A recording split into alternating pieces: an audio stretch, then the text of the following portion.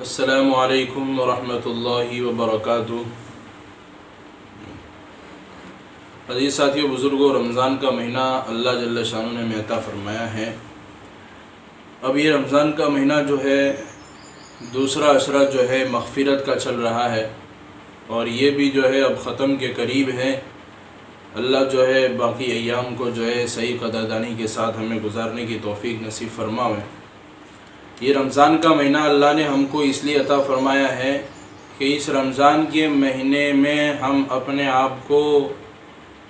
بالکل اچھی طریقے سے گناہوں سے پاک اور صاف کر لے۔ گویا رمضان کا مہینہ آدمی کی زندگی کی سروس کا مہینہ ہے، آدمی کی زندگی کی سروس کا مہینہ ہے کہ اس مہینے میں آدمی جتنا اپنے آپ کو عبادتوں میں گھمائے گا، اپنے آپ کو عبادت میں چلائے گا، نیک کاموں کی طرف بڑھائے گا، دوسرے کاموں سے بچائے گا، اتنا ہی جو ہے اس کی زندگی بدلتی جائے گی۔ کہ جس طرح فیکٹری کے اندر ایک مشین ہوتی ہے اور اس مشین کو جو ہے سال میں ایک مرتبہ جو ہے اس کی سروس کی جاتی ہے، اور اگر سال میں ایک مرتبہ اس کی سروس نہ کی جاوے تو وہ مشین جو ہے آگے چل کر یا تو خراب ہو جاتی ہے یا پھر جو ہے چلنے میں رکاوٹ بنتی ہے۔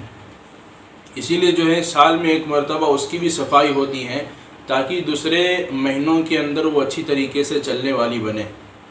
تو اللہ نے رمضان کا مہینہ ہم کو سروس کا مہینہ دیا ہے، اور قرآن کریم کے اندر اللہ تبارک و تعالی نے کتنی عجیب بات ارشاد فرمائی، یا ایھا الذین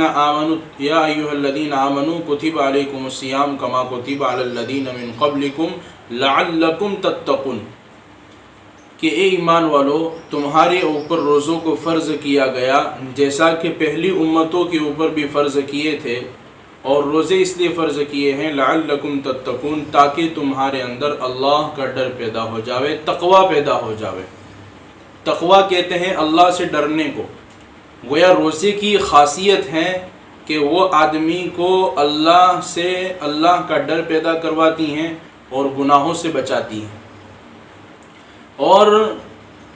روزہ کسے کہتے ہیں؟ روزے کے اندر جو ہے آدمی کو کھانے سے روکا گیا،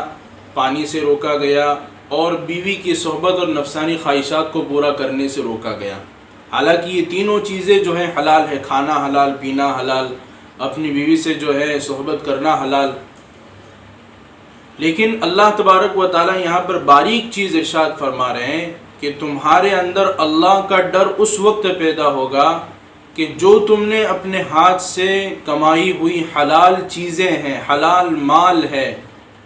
اس سے بھی اپنے آپ کو بچاؤ، چاہے حلال ہے۔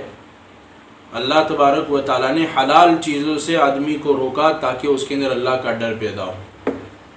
اب حلال چیزوں کو رمضان کے مہینے کے اندر حلال چیزوں سے روکا گیا۔ اگر آدمی حلال چیزوں سے رکے گا تو اس کے اندر اللہ کا ڈر پیدا ہوگا۔ لیکن ہوتا کیا ہے کہ ہم تو حلال چیزوں سے رک تو جاتے ہیں، کھانے سے، پینے سے، نفسانی خواہشات سے رک تو جاتے ہیں، لیکن پھر بھی وہ اللہ کا ڈر جیسا پیدا ہونا چاہیے ویسا پیدا کیوں نہیں ہوتا؟ وہ اس لیے نہیں ہوتا کہ ہم حلال چیزوں سے رک جاتے ہیں، لیکن وہ دوسری حرام چیزیں جو ہمیشہ کے لیے اللہ نے حرام کر دی، ہمیشہ کے لیے اس کے لیے گناہ لکھ دیا گیا ہے، غیبت کرنا، چغلی کرنا، دوسروں کی برائی کرنا، تہمت لگانا، رمضان کے مہینے کے اندر بدنگاہی کرنا، جو ہمیشہ کے لیے حرام ہے، 24 گھنٹے حرام ہے، کہیں پر بھی جاؤ حرام ہے، کسی مہینے میں بھی حرام ہے، تو ہم نے اس کو نہیں چھوڑا۔ جو ہمیشہ کے لیے حرام تھی ہم نے جو ہے اس کو چھوڑا نہیں ہے۔ جو اللہ نے ایک مہینے کے لیے جو ہے ہمارے لیے جو ہے حلال چیز کو جو ہے حلال چیز کے اوپر پابندی لگا دی، ہم نے اس پر روک لگا دی، لیکن جو ہمیشہ کے لیے اللہ نے جو ہے ہمارے لیے حرام کر دیا اور ہمیشہ کے لیے گناہ لکھ دیا کہ یہ چیز گناہ کی ہے، اللہ کی نافرمانی والی ہے، تو ہم جو اس کو کر گزرنے لگتے ہیں، تو وہ اللہ کا ڈر جو حاصل ہونا چاہیے وہ نہیں ہوتا۔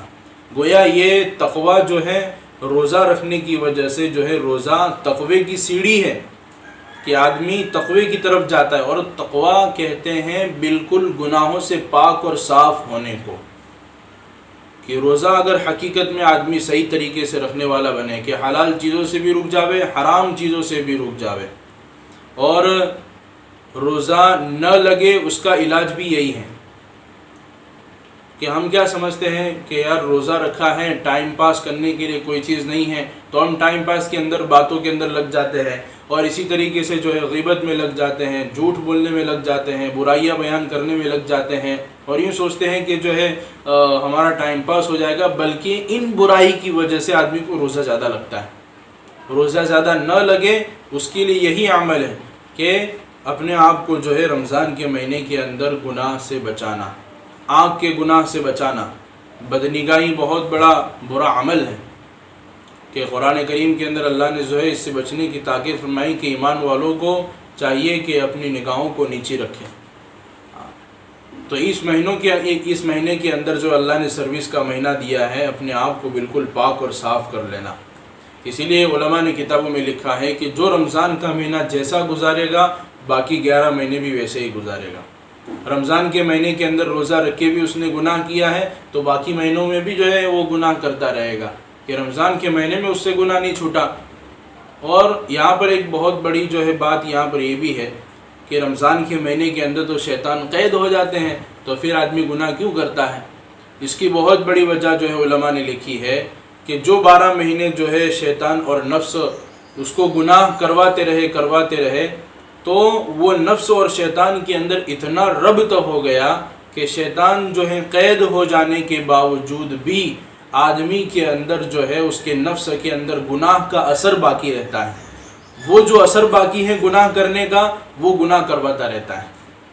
اسی لیے جو ہے عام مہینوں کے اندر جو اپنے آپ کو گناہوں سے بچاتے ہیں وہ رمضان میں مکمل طور پر بچ جاتے ہیں، اور جو عام مہینوں میں اپنے آپ کو گناہ سے نہیں بچاتے ہیں وہ رمضان کے مہینے میں بھی گناہ کرتے رہتے ہیں۔ تو اس مہینے کے اندر خصوصاً جو ہے اپنے آپ کو گناہ سے بچانے کی کوشش کرنا، اور روزے کا جو مقصد ہے اللہ کا ڈر، یہ اللہ کا ڈر پیدا کرنے کا مہینہ ہے کہ آدمی اللہ کا ڈر جو ہے نا روزے سے حاصل کر سکتا ہے، کہ روزہ بھی رکھے، حلال چیزوں سے بھی اپنے آپ کو بچانا، کھانے پینے سے، نفسانی خواہشات سے، اور دوسری جو حرام چیزیں ہیں، گناہ ہیں، اس سے بھی اپنے آپ کو بچانا۔ تو ان چیزوں کا اہتمام کرے گا، روزے کے ساتھ اپنے آپ کو برائی سے بچائے گا، تو انشاءاللہ جو ہے اس کی زندگی کے اندر اللہ کا ڈر آ جائے گا۔ اور اللہ کے ڈر کا مطلب بتائے کہ تقویٰ پاک ہونے کا نام ہے، کہ اللہ تبارک و تعالیٰ جو ہے اس کو بالکل گناہوں سے پاک کر دیں گے۔ اللہ ہم سب کو جو ہے عمل کی توفیق نصیب فرمائے۔ السلام علیکم ورحمۃ اللہ وبرکاتہ۔